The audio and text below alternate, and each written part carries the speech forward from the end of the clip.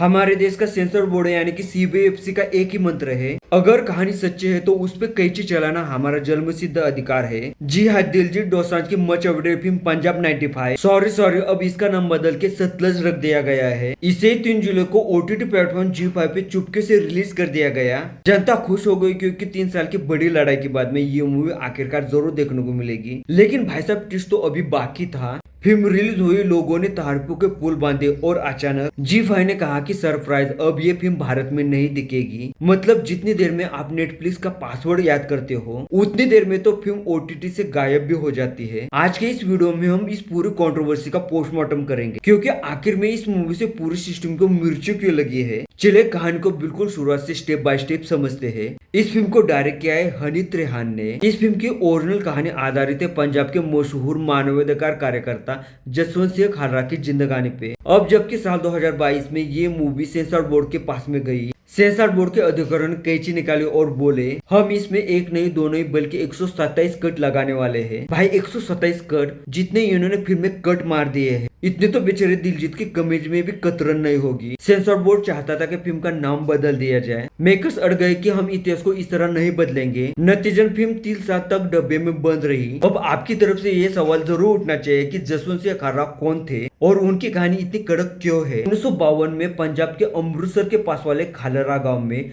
Jaswant Singh Badal jail में थे और वो 1980 के दशक तक एक बैंक कर्मचारी के तौर पे काम कर रहे थे। लेकिन operation blue star, Indira Gandhi की हत्या और 1984 के भड़के हुए सिख दंगों ने उनकी जिंदगी बदल दी। उस दौर में पंजाब में उग्रवाद काफी जोरों शोरों पे था। कई परिवारों के लोग अचानक से गायब हो रहे थे। पुलिस पे आरोप था कि वो शक के आधार पर किसी भी आदमी को उठा रही है। जसवंत सिंह खालरा ने खुद इस पे इन्वेस्टिगेशन करनी शुरू कर दी। वो खुद अमृतसर के म्युनिसिपल कॉर्पोरेशन के रिकॉर्ड खंगालने लगे। वहाँ जो मिला उसे सबको हिला के रख दिया। उन्हें हजारों लोगों के ऐसे दस्तावेज मिले जिन्हें पुलिस ने कथित तौर पे मार दिया था और उनके पीछे उनके परिवार को बताए बिना ही उनका अंतिम संस्कार भी कर दिया। खालरा ने खुद इस मुद्दे को इंटरनेशनल लेवल पे उठाया और अंजाम बहुत ही बुरा हो गया। साल 1995 में जसवंत सिंह अपने घर के बाहर ही कार धो रहे थे। चश्मदीद गांवों के अनुसार पंजाब पुलिस के कुछ अधिकारी आए और उन्हें उठा ले गए। करीब 1.5 महीने बाद न्यूज आई कि उनकी गोली मार के हत्या कर दी गई है और उनकी लाश को हरी की नहर में फेंक दिया गया है। यानी जो दूसरे के गायब होने पे आवाज उठा रहा था, आज उसे ही गायब कर दिया गया है। इतने भारी भरकम और कड़वे सच को दिलजीत दोसांझ ने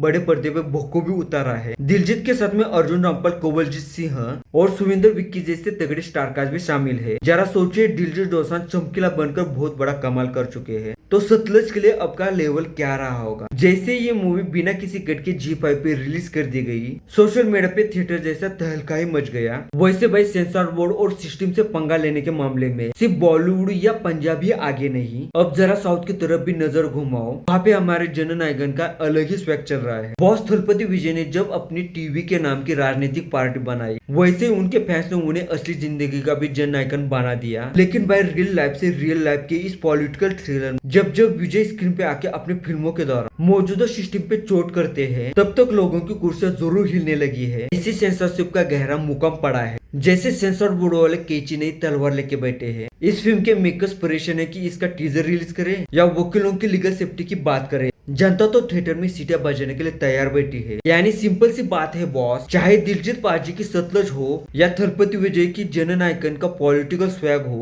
आज के दौर में अगर जनता का सही नायक बनना है तो सच को दिखाना पड़ेगा और जिक्र के साथ साथ एक मजबूत लीगल टीम भी तैयार रखनी पड़ेगी। लेकिन भाई, ओटीटी के जमाने में सेंसरशिप अपना रास्ता ढूंढ ही लेती है। फिल्म रिलीज हुई और लोगों ने देखना शुरू कर दिया और अचानक जी5 ने इसे भारत में ब्लॉक ही कर दिया। इस पे जी5 ने बहुत ही इमोशनल और डिप्लोमेटिक बयान भी जारी किया। हमें सतलज फिल्म के लिए जो रिस्पांस मिला वो बहुत ही शानदार था।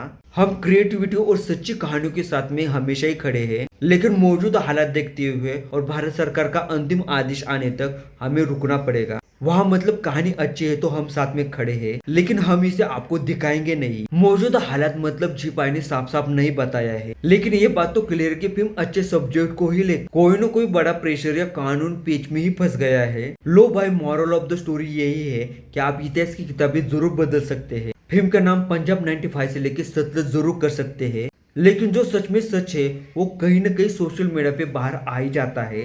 अब देखना ये है कि कानूनी दावपेच के बाद में सतलज भारत में कभी वापस आ भी पाएगी। और तो और थलपति विजय की आने वाली फिल्मों का बॉक्स ऑफिस पे क्या हाल होगा। तो क्या लगता है सच्चे और पॉलिटिकल मुद्दों पे बनने वाली फिल्मों को इस तरह से रोकना टोकना कितना सही है? कमेंट सेक्शन में आके अपनी राय जरूर दे। मिलते हैं अगले वीडियो में, तब तक के लिए सत श्री अकाल और नमस्कार।